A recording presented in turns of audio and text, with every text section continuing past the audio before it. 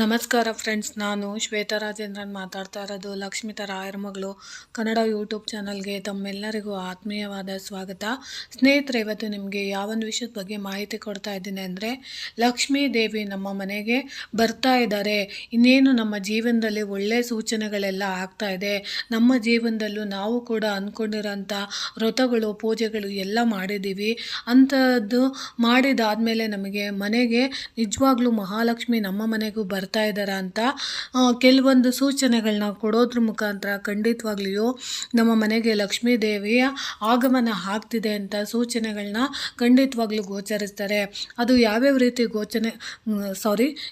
ರೀತಿ ಗೋಚಾರಗಳು ನಿಮಗೆ ಆಗುತ್ತೆ ಅನ್ನೋದ್ರ ಬಗ್ಗೆ ನಾನು ನಿಮಗೆ ತಿಳಿಸ್ಕೊಡ್ತೀನಿ. ಯಾಕಂದರೆ ಯಾವಾಗಲೂ ಅಷ್ಟೇನೆ ನಾವು ಒಂದು ನಂಬಿಕೆ ಇಟ್ಟು ಯಾವುದೋ ಒಂದು ಪೂಜೆ ಅಥವಾ ಒಂದು ವ್ರತನ ನಾವು ಮಾಡಿದಾಗ ಖಂಡಿತವಾಗ್ಲೂ ಅದರಿಂದ ನಮಗೆ ಎಷ್ಟು ಒಳ್ಳೆಯದಾಗುತ್ತೆ ಏನು ಅನ್ನೋದನ್ನ ಶಕುನಶಾಸ್ತ್ರಗಳ ಮುಖಾಂತರ ಅಥವಾ ಯಾವುದೋ ಒಂದು ರೀತಿಯ ನಮ್ಮ ಕಣ್ಣೆದುರಿಗೆ ನಡೆಯುವಂಥ ಘಟನೆಗಳ ಮುಖಾಂತರ ನಮಗೆ ತಿಳಿಸ್ಕೊಡೋ ಅಂಥ ಪ್ರಯತ್ನನ ಖಂಡಿತವಾಗ್ಲೂ ತಾಯಿ ನಮಗೆ ಸೂಚನೆನ ನೀಡ್ತಾ ಇರ್ತಾರೆ. ನೋಡಿ, ಈ ಶಕುನ ಕಾಣಿಸಿಕೊಂಡರೆ ಅದೃಷ್ಟ ಲಕ್ಷ್ಮಿ ಒಲಿಯುವುದಂತೆ.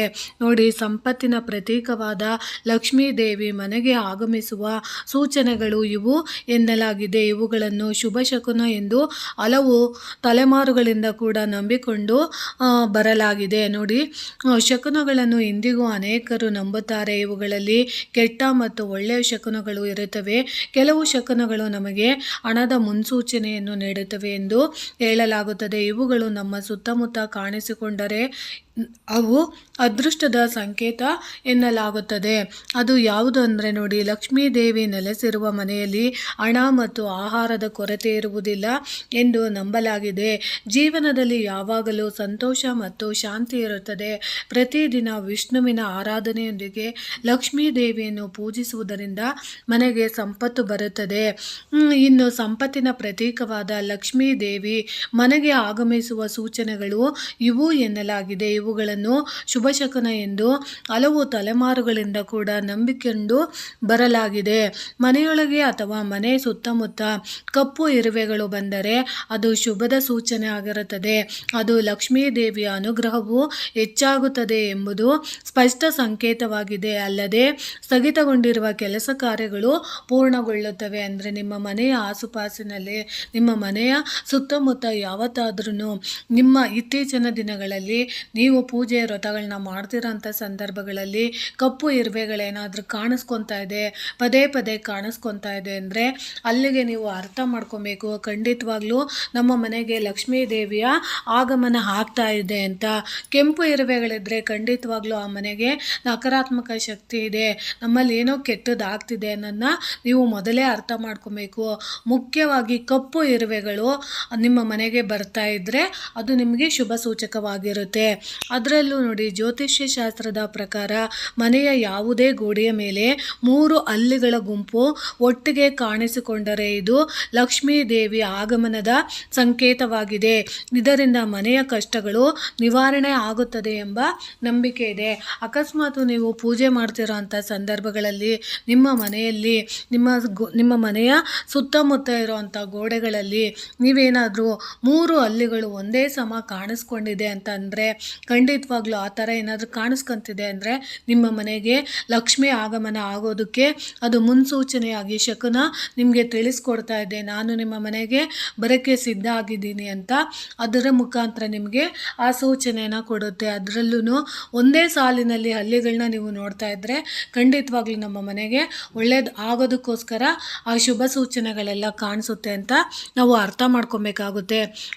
ಇದಕ್ಕಿದ್ದಂತೆಯೇ ಬಲಗೈ ಜಾಸ್ತಿ ತುರಿಕೆ ಪ್ರಾರಂಭಿಸಿದರೆ ಹಠ ಹಣ ಹಠಾತ್ ಹಣದ ಲಾಭವನ್ನು ಪಡೆಯಲಿದ್ದೀರಿ ಎಂದರ್ಥ ನಂಬಲಾಗಿದೆ. ಅಂದರೆ ನಿಮಗೆ ಯಾವಾಗಲೂ ಬಲಗೈ ಜಾಸ್ತಿ, ಅಂಗೈ ಬಂದು ಜಾಸ್ತಿ ಕಡಿತಾ ಇದೆ ಅಥವಾ ತುರ್ಕೆ ಥರ ಆಗ್ತಾ ಇದೆ, ತುಂಬ ಕಡಿತಾ ಇದೆ ಅಂತ ಅನಿಸಿದ್ರೆ ಅಲ್ಲಿಗೆ ನಿಮಗೆ ಜಾಸ್ತಿ ಹಣ ನಿಮ್ಮ ಕೈ ಸೇರುತ್ತೆ ಅನ್ನೋದನ್ನ ನೀವು ಅರ್ಥ ಮಾಡ್ಕೊಬೇಕು.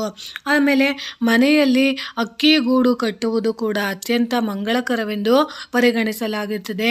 ಮನೆಯ ಯಾವುದೋ ಮೂಲೆಯಲ್ಲಿ ಪಕ್ಷಿ ಗೂಡು ಕಟ್ಟಿದರೆ ಅದು ಲಕ್ಷ್ಮೀ ದೇವಿಯ ಆಗಮನದ ಶುಭ ಸಂಕೇತವಾಗಿದೆ.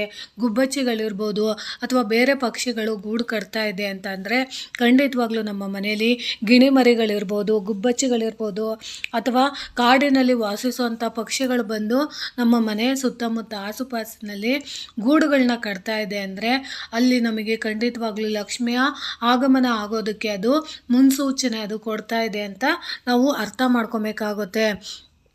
ಅದಾದಮೇಲೆ ನೀವು ಯಾವುದೋ ಒಂದು ಕೆಲಸಕ್ಕೆ ಎಲ್ಲೋ ಹೋಗ್ತಾ ಇರ್ತೀರ, ಹೋಗೋ ಗಡಿಬಿಡಿಲಿರ್ತೀರ. ಹೋಗೋಂಥ ಗಡಿಬಿಡಿಯಲ್ಲಿ ನೀವು ದಾರಿಯಲ್ಲಿ ಕಸ ಗುಡಿಸುವ ವ್ಯಕ್ತಿಯನ್ನು ನೀವು ನೋಡಿದರೆ ನಮ್ಮ ಮನೆಯ ಸಮಸ್ಯೆ ದೂರವಾಗುತ್ತದೆ ಎಂದು ಅರ್ಥ ಮಾಡಿಕೊಳ್ಳಿ. ನೀವು ಹಣವನ್ನು ಸಹ ಪಡೆಯಲಿದ್ದೀರಿ ಅಂತ ನೀವು ತಿಳ್ಕೊಬೇಕಾಗುತ್ತೆ. ಅಂದರೆ ನಿಮ್ಮ ಮನೆಯಲ್ಲಿ ನೀವು ಯಾವುದೋ ಒಂದು ಕೆಲಸದ ಮೇಲೆ ನೀವು ಆಚೆ ಹೋಗ್ತಾ ಇದ್ದೀರಾ ಅಂತ ಅಂದಾಗ ನಿಮ್ಮ ಮನೆಯಲ್ಲಿ ಯಾವುದೋ ಒಂದು ರೀತಿಯಲ್ಲಿ ನಿಮಗೆ ಹಣದ ವ್ಯವಸ್ಥೆ ಅನ್ನೋದು ಸೇರೋದಕ್ಕೆ ಖಂಡಿತವಾಗ್ಲೂ ಸಹಾಯ ಆಗುತ್ತೆ. ಯಾವುದೋ ಒಂದು ರೂಪದಲ್ಲಿ ನಿಮಗೆ ದುಡ್ಡು ಅನ್ನೋದು ಕೈ ಸೇರುತ್ತೆ ಅನ್ನೋದನ್ನ ತಿಳ್ಕೊಬೇಕು.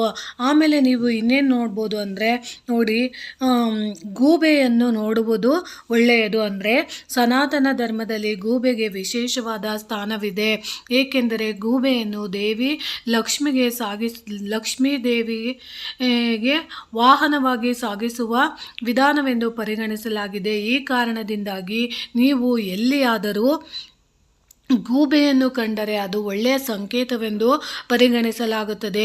ನೀವು ಇದ್ದಕ್ಕಿದ್ದಂತೆ ಗೂಬೆಯನ್ನು ನೋಡಿದರೆ ಲಕ್ಷ್ಮೀ ದೇವಿ ಶೀಘ್ರದಲ್ಲಿ ನಿಮ್ಮ ಮನೆಗೆ ಪ್ರವೇಶಿಸುತ್ತಾಳೆ ಅನ್ನೋದು ಅರ್ಥ ಇರುತ್ತೆ. ಅದನ್ನು ನೀವು ಏನಾದರೂ ಅಪ್ಪಿತಪ್ಪಿ ಗೂಬೆಗಳನ್ನ ನೋಡಿದರೆ ಈ ರೀತಿ ನಿಮಗೆ ಶಕುನಶಾಸ್ತ್ರ ತಿಳಿಸ್ಕೊಡುತ್ತೆ. ಆಮೇಲೆ ನಿಮಗೆ ಇನ್ನೇನು ಅನಿಸುತ್ತೆ ಅಂದರೆ ಆಹಾರ ಪದ್ಧತಿಯಲ್ಲಿ ಬದಲಾವಣೆ ಆಗುತ್ತೆ. ಲಕ್ಷ್ಮೀ ದೇವಿಯು ನಮ್ಮ ಮನೆಗೆ ಪ್ರವೇಶ ಮಾಡ್ತಾ ಇದ್ದಾಳೆ ಅಂದರೆ ಮನೆಯಲ್ಲಿರೋಂಥ ಕುಟುಂಬದಲ್ಲಿರೋಂಥ ಸದಸ್ಯರು, ಅಪ್ಪ ಅಮ್ಮ ಆಗಿರ್ಬೋದು, ಅಣ್ಣ ತಮ್ಮಂದರು, ಮಕ್ಕಳು ಯಾರಾದರೂ ಆಗಲಿ ಆಹಾರ ಪದ್ಧತಿಗಳಲ್ಲಿ ಚೇಂಜಸ್ ಆಗ್ಬೋದು. ಯಾಕಂದರೆ ಕೆಲವೊಬ್ಬರು ಆಹಾರನ ಅಂದರೆ ಊಟ ಮಾಡೋವಂಥವ್ರು ಜಾಸ್ತಿ ಊಟ ಮಾಡೋವಂಥವ್ರೆಲ್ಲ ಕಡಿಮೆ ಪ್ರಮಾಣದಲ್ಲಿ ಊಟ ಮಾಡೋವಂಥದ್ದನ್ನ ಬದಲಾಯಿಸ್ಕೊಬೋದು. ಅಥವಾ ಅವರ ನಡತೆಗಳಲ್ಲಿ ಬದಲಾವಣೆ ಆಗ್ಬೋದು, ಅವರ ಮಾತಿನ ಶೈಲಿಗಳಲ್ಲಿ ಬದಲಾಗ್ಬೋದು. ಇಂಥ ಬದಲಾವಣೆಗಳೆಲ್ಲ ಆಗ್ತಿದೆ ಅಂದಾಗ ನಮ್ಮ ಮನೆಯಲ್ಲಿರೋಂಥ ಸದಸ್ಯರ ನಡುವೆ ನಮಗೆ ಖಂಡಿತವಾಗ್ಲೂ ಮಹಾಲಕ್ಷ್ಮಿಯ ಆಗಮನ ಆಗ್ತಾ ಇದೆ. ಅಥವಾ ಪ್ರತಿದಿನ ನಾನ್ ವೆಜ್ಗೆ ಜಾಸ್ತಿ ಇಷ್ಟಪಡೋರು ಈ ಸ್ವಲ್ಪ ದಿನಗಳ ಮಟ್ಟಿಗೆ ನಮಗೆ ಬೇಡ, ನಾನ್ ವೆಜ್ಜು ಸ್ವಲ್ಪ ಅವಾಯ್ಡ್ ಮಾಡಿ ನಾವು ಸಸ್ಯಾಹಾರ ಆಹಾರನ ಮಾತ್ರ ನಾವು ಸ್ವೀಕರಿಸೋಣ ಅನ್ನೋ ಮನಸ್ಥಿತಿಗೆ ಬರ್ಬೋದು. ಅದೆಲ್ಲ ಒಳ್ಳೆಯ ಸೂಚನೆ ಆಗಿ ಮಹಾಲಕ್ಷ್ಮಿ ತಾಯಿ ಮನೆ ಬರೋದಕ್ಕೆ ಅದು ಒಂದು ಕಾರಣನ ನಿಮಗೆ ಮಾಡಿಕೊಡ್ಬೋದು ಅನ್ನೋದನ್ನ ನಾನು ತಿಳಿಸ್ಕೊಡ್ತೀನಿ. ಅದಾದಮೇಲೆ ನೀವು ಯಾರಾದರೂ ನಿಮ್ಮ ರೂಮನ್ನು ಸ್ವಚ್ಛಗೊಳಿಸ್ತಾ ಇದ್ರೆ ಅಂದರೆ ನೀವು ಯಾವುದೋ ಒಂದು ಕೆಲಸಕ್ಕೆ ಹೋಗಬೇಕು ಅಂತ ರೆಡಿ ಆಗ್ತಾ ಇರ್ತೀರಾ, ಅಂಥದ ಟೈಮಲ್ಲಿ ಅಪಾರ ಸಂಪತ್ತಿನ ಅಧಿದೇವತೆಯಾದ ಲಕ್ಷ್ಮೀ ದೇವಿಯು ಸ್ವಚ್ಛತೆಯನ್ನು ತುಂಬ ಪ್ರೀತಿಸುತ್ತಾಳೆ ಎಂದು ಧಾರ್ಮಿಕ ಗ್ರಂಥಗಳಲ್ಲಿ ಸ್ಪಷ್ಟವಾಗಿ ವಿವರಿಸಲಾಗಿದೆ.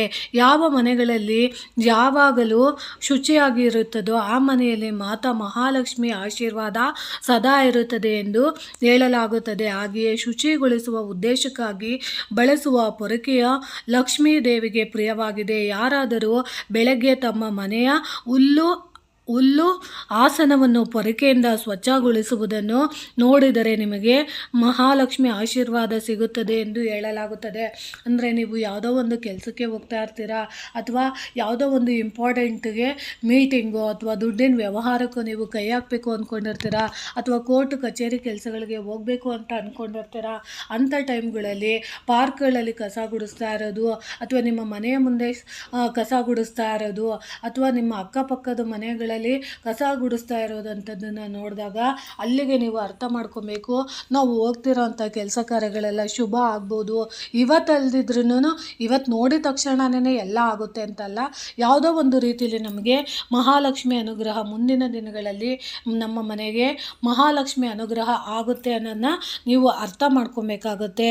ಈ ರೀತಿ ನಿಮಗೆ ಒಂದು ರೀತಿಯಲ್ಲಿ ಸೂಚನೆನ ಕೊಡುತ್ತೆ. ಅಕಸ್ಮಾತ್ ನೀವು ಶಂಖದ ಮಧುರವಾದ ಧ್ವನಿಯು ಒಳ ಸಂಕೇತವನ್ನು ನೀಡುತ್ತದೆ. ಅಂದರೆ ನೀವು ಎಲ್ಲೋ ಹೋಗ್ತಾ ಇರ್ತೀರ ಅಂಥ ಟೈಮ್ಗಳಲ್ಲಿ ನಿಮಗೆ ಶಂಖದ ಧ್ವನಿಗಳೇನಾದರೂ ಕೇಳಿಸಿದ್ರೆ, ಅಕಸ್ಮಾತ್ ನಿಮಗೆ ಗೊತ್ತಿಲ್ಲದಂಗೆ ನೀವು ಹೋಗ್ತಿರೋ ಅಂಥ ದಾರಿಲಿ ಯಾರಾದರೂ ಶಂಖನ ಊದ್ತಾ ಇರ್ಬೋದು, ದೇವಸ್ಥಾನಗಳಿಂದ ಗಂಟೆಯ ಶಬ್ದಗಳು ಕೇಳಿಸ್ಬೋದು. ಇಂಥ ಶಬ್ದಗಳು ಪದೇ ಪದೇ ನಿಮ್ಮ ಕಿವಿಯ ಮೇಲೆ ಬೀಳ್ತಾ ಇದ್ದರೆ ಲಕ್ಷ್ಮಿಯ ಆಗಮನ ನಿಮ್ಮ ಮನೆಗೆ ಆಗುತ್ತೆ ಅನ್ನೋದನ್ನ ನೀವು ಅರ್ಥ ಮಾಡ್ಕೊಬೇಕಾಗುತ್ತೆ. ಹಿಂದೂ ಧರ್ಮದಲ್ಲಿ ಶಂಖದೊಂದಿಗೆ ಹೊರಬರುವ ಶಬ್ದವನ್ನು ಸಹ ಮಂಗಳಕರವೆಂದು ಪರಿಗಣಿಸಲಾಗುತ್ತದೆ. ಯಾವುದೇ ರೀತಿಯ ಶುಭ ಕಾರ್ಯಗಳು ಪೂರ್ಣಗೊಳ್ಳಲು ಶಂಖನಾದ ಎಂದು ಕರೆಯಲ್ಪಡುವ ಶಂಖದಿಂದ ಶಬ್ದವನ್ನು ಬಿಡುಗಡೆ ಮಾಡದೆ ಪೂಜಾ ವಿಧಾನಗಳು ಅಪೂರ್ಣವಾಗಿರುವುದಕ್ಕೆ ಇದು ಕಾರಣವಾಗಿದೆ. ನಂಬಿಕೆಗಳ ಪ್ರಕಾರ ನೀವು ಬೆಳಗ್ಗೆ ಬೇಗನೆ ಎದ್ದಾಗ ಶಂಖದ ಶಬ್ದವು ಕೇಳಿದರೆ ಅದು ಒಳ್ಳೆಯ ಸಂಕೇತವಾಗಿದೆ. ಮುಂಜಾನೆ ಎದ್ದ ನಂತರ ಶಂಖದ ಶಬ್ದ ಕೇಳಿದರೆ ಶೀಘ್ರದಲ್ಲಿ ಲಕ್ಷ್ಮೀ ದೇವಿಯು ನಿಮ್ಮ ಮನೆಗೆ ಪ್ರವೇಶಿಸುತ್ತಾಳೆ ಎಂದು ಅರ್ಥ. ನೋಡಿ ಸ್ನೇಹಿತರೆ, ಈ ರೀತಿ ಕೂಡ ಇರುತ್ತೆ. ಇನ್ನು ಲಕ್ಷ್ಮೀ ಆಗಮನದ ಬಗ್ಗೆ ಕಬ್ಬು ನಿಮಗೆ ಸುಳಿವನ್ನು ನೀಡುತ್ತದೆ. ಅಂದರೆ ವೈದಿಕ ನಂಬಿಕೆಗಳ ಪ್ರಕಾರ ಗಣೇಶನಿಗೆ ಕಬ್ಬಿನ ರಸವನ್ನು ಅರ್ಪಿಸುವುದು ಮಾತೆ ಲಕ್ಷ್ಮಿಯನ್ನು ಮೆಚ್ಚಿಸುತ್ತದೆ ಮತ್ತು ನೀವು ಅವಳ ಅನುಗ್ರಹವನ್ನು ಪಡೆಯುತ್ತೀರಿ. ಯಾರಾದರೂ ನಿಮ್ಮ ಮನೆಗೆ ಕಬ್ಬನ್ನು ತಂದರೆ ನೀವು ಕಬ್ಬನ್ನು ತಿನ್ನಲು ಬಯಸುತ್ತೀರಿ ಅಥವಾ ನೀವು ಎದ್ದಾಗ ನೀವು ಕಬ್ಬನ್ನು ನೋಡಿದರೆ ಈ ಸೂಚನೆಗಳು ಮಂಗಳಕರವೆಂದು ಪರಿಗಣಿಸಲಾಗುತ್ತದೆ. ಈ ಮಂಗಳಕರ ಸೂಚನೆ ಅರ್ಥವೇನೆಂದರೆ ನಿಮ್ಮ ಮನೆಗೆ ಮತ್ತು ನಿಮ್ಮ ಕುಟುಂಬದ ಮೇಲೆ ಶೀಘ್ರದಲ್ಲಿ ಲಕ್ಷ್ಮೀ ದೇವಿಯ ಆಶೀರ್ವಾದ ಇದೆ ಅಂತ ನೀವು ಅರ್ಥ ಮಾಡ್ಕೊಬೇಕು. ಅಂದರೆ ಕಬ್ಬಿನ ವ್ಯಾನ್ ಕಾಣಿಸ್ಕೊಬೋದು, ಅಥವಾ ಕಬ್ಬನ್ನ ನಿಮ್ಗೆ ಯಾರಾದರೂ ತಂದು ಕೊಡ್ಬೋದು, ಅಥವಾ ನಿಮಗೆ ಗೊತ್ತಿಲ್ಲದಿದ್ದಂಗೆ ನೀವು ಹೋಗ್ತಿರೋ ಅಂಥ ರಸ್ತೆಯಲ್ಲಿ ನೀವು ತೊಗೊಂಡು ತಿನ್ನಿ ಅಂತ ನಿಮಗೆ ಯಾರಾದರೂ ಕಬ್ಬನ್ನ ಕೊಡ್ಬೋದು. ಈ ರೀತಿ ನಿಮ್ಮ ಜೀವನದಲ್ಲಿ ಏನಾದರೂ ನಡೆದ್ರೆ ಅಲ್ಲಿಗೆ ನೀವು ಅರ್ಥ ಮಾಡ್ಕೊಬೇಕು, ಮಾತೆ ಮಹಾಲಕ್ಷ್ಮಿ ಅನುಗ್ರಹ ನಮ್ಮ ಮನೆಗೆ ಆಗ್ತಾ ಇದೆ ಅನ್ನೋದನ್ನ ನೀವು ಅರ್ಥ ಮಾಡ್ಕೊಬೇಕು. ಇನ್ನು ವರ್ತನೆಯಲ್ಲಿ ಬದಲಾವಣೆ ಆಗುತ್ತೆ. ಲಕ್ಷ್ಮೀ ದೇವಿಯು ಯಾರೊಬ್ಬರ ಕುಟುಂಬ ಅಥವಾ ಮನೆಗೆ ಪ್ರವೇಶಿಸಲಿದ್ದಾರೆ, ಮೊದಲನೇದಾಗಿ ಆ ಕುಟುಂಬದ ಸದಸ್ಯರ ನಡವಳಿಕೆಯಲ್ಲಿ ಬದಲಾವಣೆಗಳು ಕಂಡುಬರುತ್ತವೆ.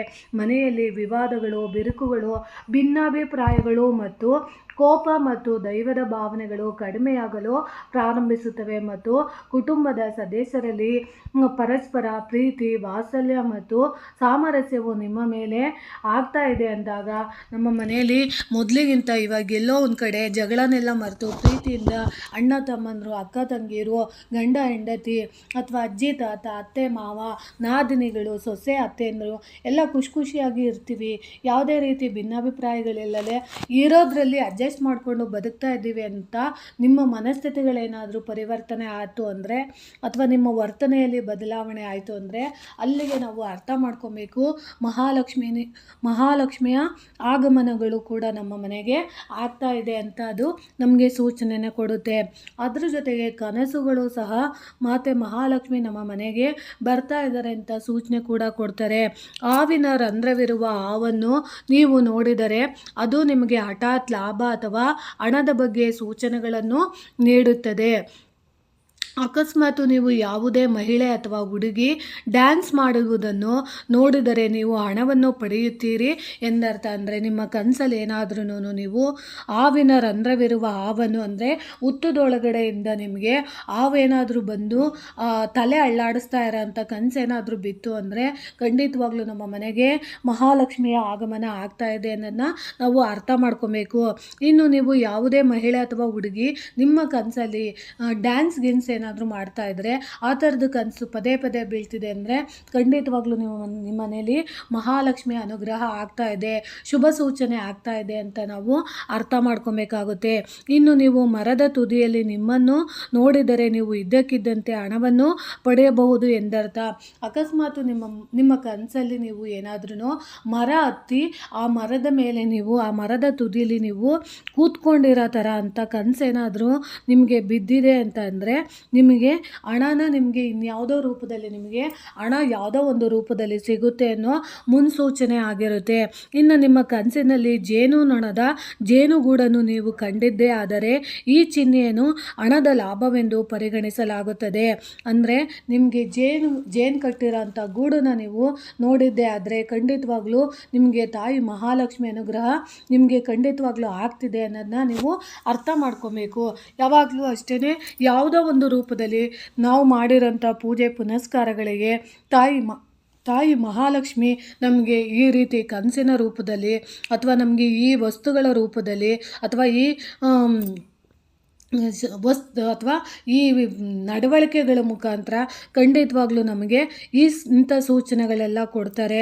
ಈ ರೀತಿ ಇರೋವಂಥದ್ದನ್ನ ನೀವು ಅರ್ಥ ಮಾಡಿಕೊಂಡು ನಮ್ಮ ಮನೆಗೆ ಮಹಾಲಕ್ಷ್ಮಿಯ ಅನುಗ್ರಹ ಆಗ್ತಿದೆ ಅಂತ ನೀವು ತಿಳ್ಕೊಂಡ್ರೆ ಸಾಕು ಸ್ನೇಹಿತರೆ. ನೋಡಿ ಸ್ನೇಹಿತರೆ, ನನಗೆ ಗೊತ್ತಿರೋ ಅಷ್ಟು ನಾನು ನಿಮಗೆ ತಿಳಿಸ್ಕೊಟ್ಟಿದ್ದೀನಿ. ಈ ಮಾಹಿತಿಗಳು ನಿಮಗೆ ಇಷ್ಟ ಆಗಿದೆ ಅಂತ ಅಂದ್ಕೊತೀನಿ. ಈ ಮಾಹಿತಿ ನಿಮಗೆ ಇಷ್ಟ ಆಗಿದ್ರೆ ಸ್ನೇಹಿತರೆ ಖಂಡಿತವಾಗ್ಲೂ ನನ್ನ ಚಾನಲ್ನ ಸಬ್ಸ್ಕ್ರೈಬ್ ಮಾಡ್ಕೊಂಡು ನೋಡಿ, ಹೆಚ್ಚೆಚ್ಚು ವಿಡಿಯೋನ ಶೇರ್ ಮಾಡಿ ಮತ್ತು ಲೈಕ್ ಮಾಡಿ. ಹೊಸದಾಗಿ ಯಾರಾದರೂ ನೋಡ್ತಿದ್ರೆ ದಯವಿಟ್ಟು ನನ್ನ ಚಾನಲ್ನ ಸಬ್ಸ್ಕ್ರೈಬ್ ಮಾಡ್ಕೊಂಡು ನೋಡಿ ಅಂತ ತಿಳಿಸ್ತಾ ಇದ್ದೀನಿ. ಪ್ರೀತಿಯ ಧನ್ಯವಾದಗಳು ಸ್ನೇಹಿತರೆ.